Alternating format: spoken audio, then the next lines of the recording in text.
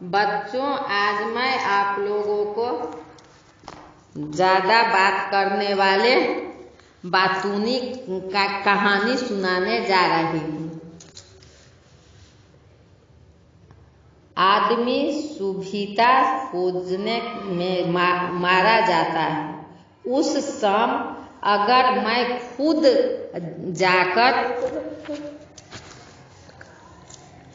लिफाफा post office में छोड़ देता तो वह कष्ट न होता जो तभी से भुगत रहा हूँ। उस शाम मुझे एक लिफाफा जरूरी छोड़ना था। मैं बाहर निकला। पोस्ट ऑफिस बंद होने का समय हो रहा था। सामने से एक सज्जन, बाद में इन्हें मैंने कभी सज्जन नहीं कहा, साइकिल पर जाते देखे। मैंने उन्हें रोककर कहा, जरा एक लिफाफा लेकर इस कागज को उसमें रखकर यह पता लिखकर डाक में छोड़ दीजिए। उन्होंने कहा, सहर्ष। बस उनके सहर्ष ने मेरा हर्ष तभी से जो छीना है वो तो आज तक वापस नहीं मिला है। दूसरे दिन वे दिख गए तो मैंने पूछा, वह चिट्ठी डाल दी थी, आप बताइए, इसका जवाब ज्यादा से ज्यादा कितना लंबा हो सकता है? यही कि जी हाँ साहब, मैंने आपकी चिट्ठी टिकट लगाकर और पता लिखकर पोस्ट ऑफिस के लाल लेटर बॉक्स में छोड़ दी थी। बस इससे ज्यादा तो नहीं हो सकता। पर उन्होंने यह जवाब दिया। मैं पोस्ट ऑफिस पहुंचा। साहब, देखता हूँ कि पोस्ट ऑफिस बंद हो चुका है। अब मैं बड़ा परेशान हूँ। मैं कहूँ कि करूँ तो क्या करूँ? आपकी चिट्ठी जरूरी है। आपने पहली बार तो कोई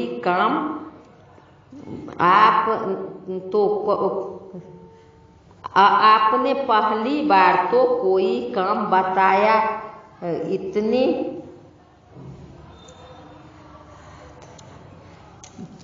पृथ्वी फट कोई काम बताया। इतने दिनों से आप यहाँ रहते हैं पर सेवा का कोई मौका नहीं मिला था। मैंने कहा, चाहे आकाश टूट जाए या और पृथ्वी फट पड़े, पर आपका लिफाफा जरूर डालूंगा। तो साहब, मैं बाहर निकला। अब मैं कहूँ कि जाऊँ तो कहाँ जाऊँ? इतने में साहब मेरी नजर पड़ी साहनी मेडिकल स्टोर पर।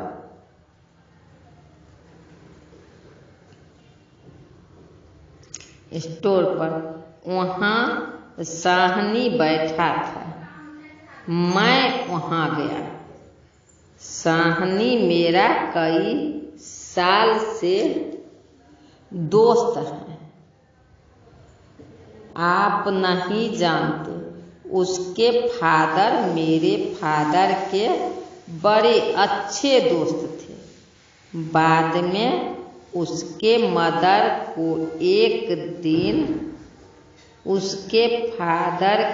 एक दिन दिल का दौरा पड़ा। ये सब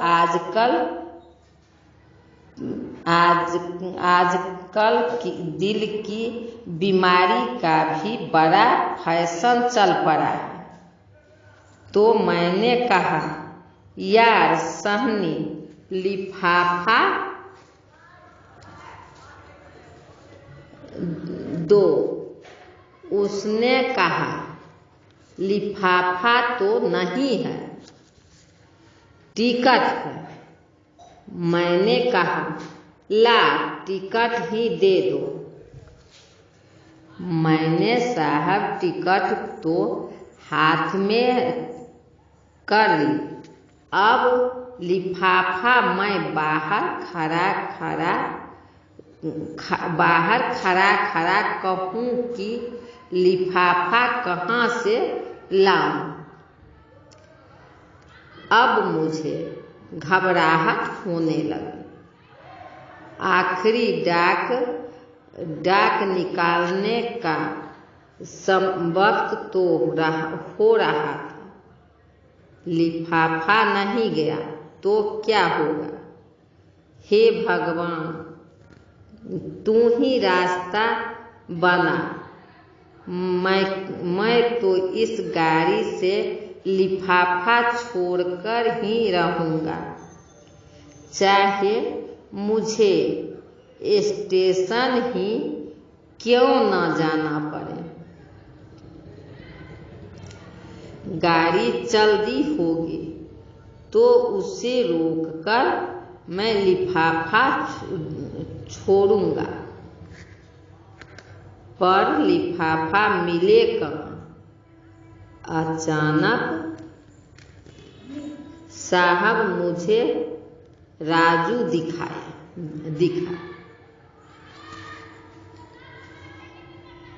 राजू दिखा, वही राजू जो किताबों का एजेंट था।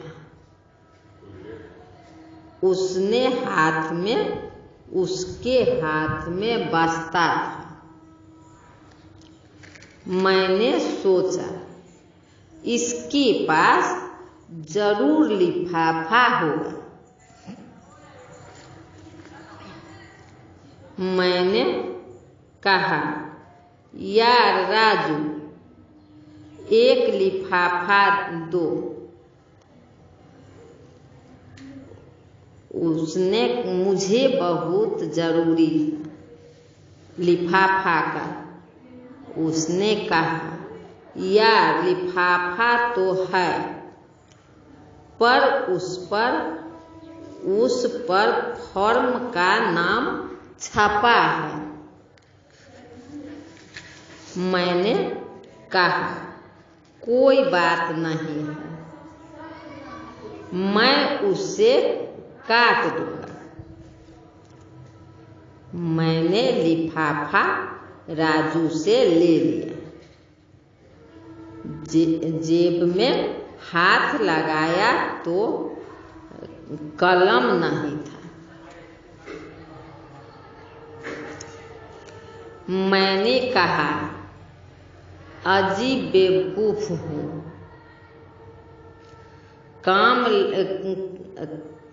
काम ले लिया और कलम लाया नहीं। भाग्य से राजू के पास पेन था। मैंने कहा, यार पेन भी दो। और उसने साहब फौरन पेन निकाल कर दे दिया। राजू में इतनी बात अच्छी है। उसके पास कोई चीज हो तो वह फौरन दे देता है। अब मैं कहूँ कि काहे पर रखकर लिखूं। मैंने झट उसका वास्ता लिया। उस पर लिफाफा रखा उसकी फर्म का नाम काटा और पता लिखा और साहब मैं भागा पोस्ट ऑफिस की तरफ। अब संयोग देखिए साहब कि पहुंचा हूँ कि डाकिया चिट्ठियां निकाल कर लेकर बॉक्स बंद कर रहा था। मैंने कहा भाई साहब यह चिट्ठी की जरूरी है, इसे डाक में शामिल कर लीजिए। वह भला आदमी था, उसने लिफाफा ले लिया। तब साहब मेरा मन हल्का हुआ। यह मैंने बहुत संक्षेप में लिखा है। उन्होंने लगभग आधा घंटा इस विवरण में लिया। मैंने कसम खाई कि कभी इनसे कोई काम नहीं कराऊंगा, मगर जितना पाप कर चुका था उसका फल तो भुगतना ही था। मेरा काम करके उन्होंने मेरे ऊपर हमेशा के लिए अधिकार जमा लिया था। रास्ते में उसका घर पड़ता था। मैंने निकलता और उन्हें दिख जाता था तो वे बहुत खुश होकर मुझसे पूछते, कहाँ जा रहे हैं? मैं नहीं समझ पाता कि आम तौर पर लोग क्यों पूछते हैं कि आप कहाँ जा रहे हैं। वे क्या पुलिस के आदमी है या खुफिया विभाग के हैं, या चाचा होते हैं कि जानना चाहते हैं कि तुम कहाँ जा रहे हो। यह असल में आदमी को रोककर बात करने की भूमिका है। जिसे जल्दी जाना है वह भी होशियारी कहता है कि नहीं ऐसे ही, और आगे बढ़ जाता है। क्या सवाल है, कहाँ जा रहे हैं, और क्या जवाब है? कहीं नहीं, ऐसे ही, मगर लोग पूछते ही हैं और लोग जवाब भी देते हैं। मैं जब रुक जाता और कहता यूं ही जरा सिविल सर्जन से मिलने जा रहा हूँ, बस वे मुझे पकड़ लेते। अच्छा,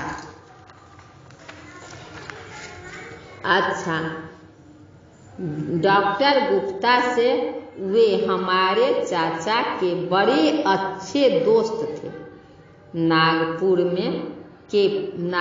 में पास बंगला था। हमारे घर आते तो मुझे गोद में लेकर खिलाते थे।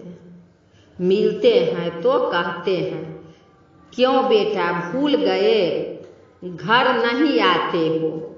वे 10-15 मिनट तक डॉक्टर गुप्ता से अपने पारिवारिक संबंध बताते। कभी मैं कहता प्रोफेसर तिवारी से मिलने जा रहा हूँ। वे कहते अच्छा। तिवारी जी से मिलने हमारे फादर इन लॉ के वे बड़े पुराने दोस्त हैं। दोनों साथ पढ़ते थे। अभी भी वे हमारे प्रति प्रेम भाव रखते हैं। कभी मिल जाते हैं तो कहते हैं कभी घर आओ।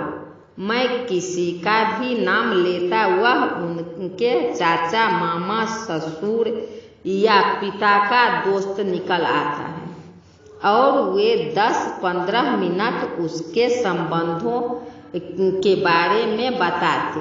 एक दिन कहूँगा डाकू जालम सिंह से मिलने जा रहा हूँ, तब वे शायद झटके से कहेंगे अच्छा डाकू जालिम सिंह, वे तो हमारे फादर के अच्छे दोस्त थे, दोनों साथ ही डाका डाला करते थे। जालिम सिंह ने तो मुझे गोद में खिलाया है। फिर एक दिन कहूँगा भगवान से मिलने जा रहा हूँ, वे कहेंगे भगवान से? अच्छा, वे तो हमारे चाचा के बड़े अच्छे दोस्त हैं, दोनों स्वर्ग में साथ काम करते थे। मेरा नाम उन्हें बताइए, वे पहचान जाएंगे। मुझे तो भगवान ने गोद में खिलाया है। अब अपनी यह हालत है कि उस रास्ते को छोड़कर करीब आधा मील का चक्कर लगाकर जाता हूँ। एक दिन वे बाजार में मिल गए, कहने लगे आजकल आप दिखाई नहीं देते। मैंने कहा बाहर निकलता ही नहीं हूँ, घर में ही रहता हूँ। उन्होंने कहा अच्छा तो फिर घर पर ही दर्शन करूँगा। मैं कहकर फंस गया। अगर वे घर पर दर्शन करने आप पहुँचे तो घंटों बैठेंगे। सोच विचार के बाद यह तय किया कि मैं फिर उनके घर के सामने से ही निकलना शुरू कर दूंगा, वही दर्शन दे दूं, ताकि वे घर पर दर्शन करने न आ पहुँचे। उन सज्जन से मुझे डर लगता है कि वे मुझे दूर से देखते हैं तो चेहरा खिल उठता है, मैं कांप जाता हूँ। वे घंटे भर से कम में नहीं छोड़ते। उनके चेहरे पर वही भाव होता है जो सुरसा के मुख पर हनुमान को देखकर आया था। सुरसा ने कहा था आज सूरन मोही दिन आहार, आज देवताओं ने मुझे भोजन दिया। ये सज्जन भी किसी परिचित को देखकर मन ही मन कहते हैं आज सूरन मोही दिन आहरा के वे पास आकर हाथ पकड़ लेंगे और एक पांव से आपका 5 पांव दबा देंगे और मुंह मिलाकर घंटे भर बकते जाएंगे। वह तो राह देख रहे हैं कि कोई कर्नल जिम कारपेट पैदा होगा जो उनसे हमारी रक्षा करेगा।